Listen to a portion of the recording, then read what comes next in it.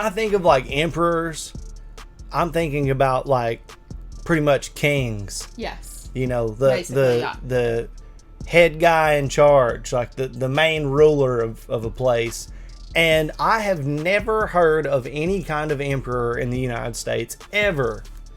Never in the history of anything have I ever heard about an emperor. For some reason, I feel like there's like somebody in Texas or something, but I don't know where. The Emperor of Texas? Like, I feel Are you like, talking about George Bush? I don't know what I'm thinking of. It's probably not true, and Or I what might was have it- just made it up. What was it Borat used to talk about George Bush's mom? Barbara Bush. Barbara. Maybe Barbara Bush was the No, emperor. I don't know what I'm thinking of. No. Well, Like there was like a king at one point somewhere in Texas. I don't think so, Nikki. I know that I it sounds think that so you stupid. are full of shit right now. I'm not saying that it is true. I'm just saying, like, I feel like I remember that from somewhere. Now, it could have been from anything. I know what you're thinking about. Stone Cold Steve Austin, the Texas Rattlesnake. Get out of here. He was the king. Get All out of right, here. got you. He was king of the ring. That's right.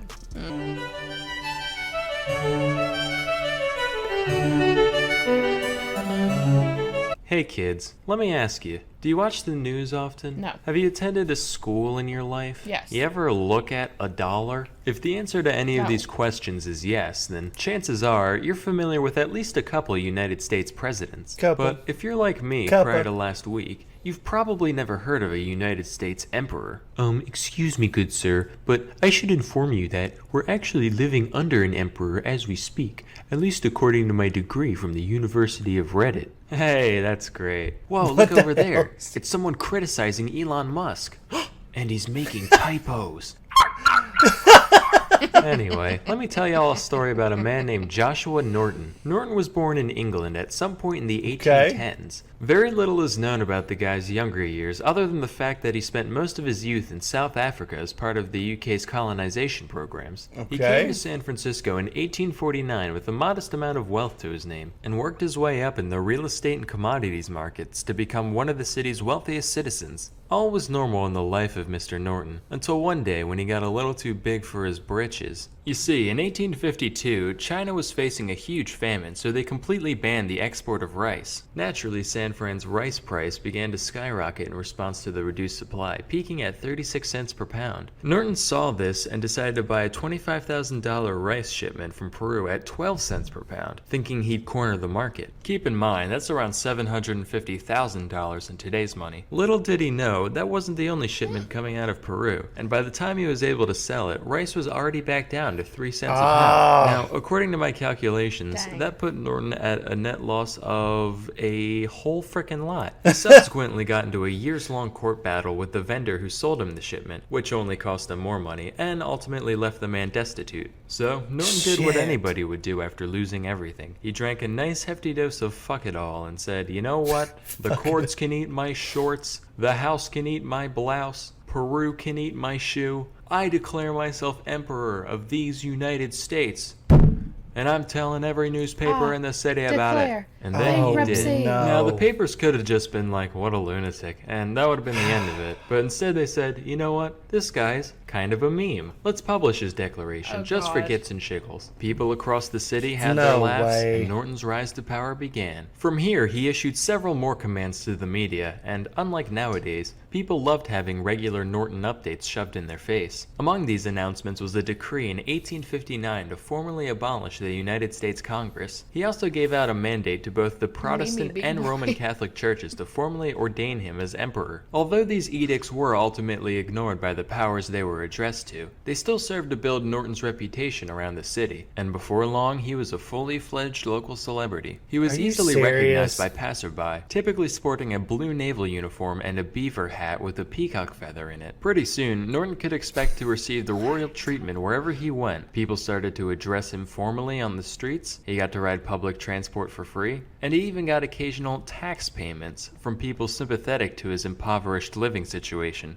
Oh, and get this, Norton became so famous that toy stores in the city began selling dolls of the man for kids to play with. How many people can you think of that were so legendary that they got dolls made after them? You got Emperor Norton, Mr. T, and the bear that Teddy Roosevelt decided not to shoot. That's it, really. Also, though not backed by actual law in any way, his declarations came to be taken relatively seriously by the populace around him. For example, according to Norton, saying Frisco instead of San Francisco would be punishable by a $25 fine. Frisco. Talk to any Frisco native and you'll find that this attitude survives to this day. With the help of a local printing firm, Norton even issued his own currency, which was actually accepted by many residents of the city, despite having no backing behind it whatsoever. In fact, a few Norton bucks are still floating around today as highly valued collector's items. I tried doing the same thing a while back, but unfortunately, Onella rubles are still only worth their weight in Onella rubles. Of course, it wasn't all magpies and molasses for our good friend Josh, who was once arrested by a policeman named Armand Barbier, who wanted to throw him in an asylum for his apparent insanity. Needless to say, when the public caught wind of this, they lost their fucking minds. Irate citizens wrote complaints in droves. All the newspapers published scathing editorials towards the police department. Stray cats were thrown into wood chippers. I don't have any evidence for that last one. I'm just, assuming based on what I would do in this scenario. Oh my anyway, God. Pretty soon, the chief of police got the memo, and Emperor Norton was released unscathed. Thankfully, Norton issued a royal pardon towards the man who arrested him, and from that point onward, whenever Norton passed a member of the force, they would stop and salute him. So, although in many ways he appeared godlike, Norton was but a mortal. And, as mortals sometimes do, Emperor Norton decided to drop dead on a street corner on January 8th of 1880. However, he left behind a legacy the likes of which most of us could only dream of. That's Beyond insane. just the comedic value of his many exploits, Norton definitely had his prophetic moments, with some of his orders actually coming true decades after they were given. On multiple occasions, he ordered a bridge to be built between San Francisco and the Oakland Bay Area, which was eventually constructed in the 1930s. He also told people to form a League of Nations to uphold international interests. Unfortunately, a man yelling in California wasn't quite enough to convince the leaders of the world that such a thing was necessary. But who knows? Maybe little Nordo could have stopped World War I if he had been just a bit louder. I hope this tale has inspired some of you young impressionable kids out there. Not because I expect any of you to succeed in the same way Norton did, but just because it's my personal belief that the world could always use more oddball vagrants. I'm Sam Manella, and thank you for watching.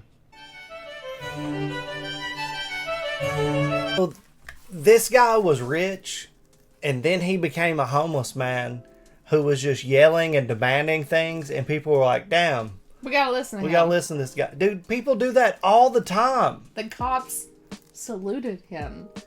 I don't know about that. That's what he said. I don't know about that. That's what he said. I think that, maybe that was just a joke. I don't think so, because I think that the public has enough influence because they were like, hey, you are not going to put him you're not away. going to arrest him. And that's put him into an more insane power asylum. than somebody But just dude, saluting him. do you maybe know one how many time. crazy people I've heard that have been like, no, I'm Thomas Jefferson, or I'm this political figure, or I have this authority or power to do things. Launch is damn. literally demanding to leave, so I've got to do this. Go ahead, guy. Can you wait till I open the door?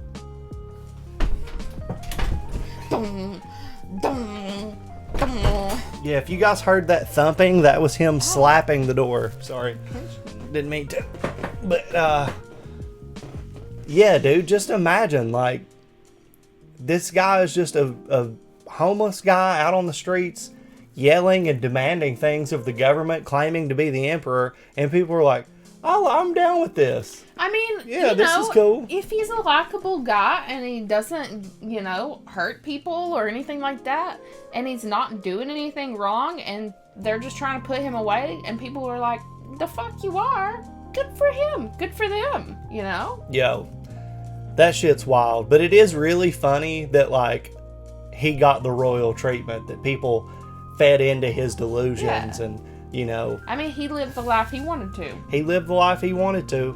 I think that the pressure and the weight of his loss and losing everything and being out on the streets caused him to go crazy. It's kind of what it sounds like. Possibly. Because people can't be that detached after a horrible situation like that without kind of just being off the deep end, and needing some real, well, I mean, it seemed to not hurt him, But it's just like, that's no kind of way to live, because he really did think he had the power to do these things and stuff. So, but at the same time, like, are you really gonna burst this guy's bubble?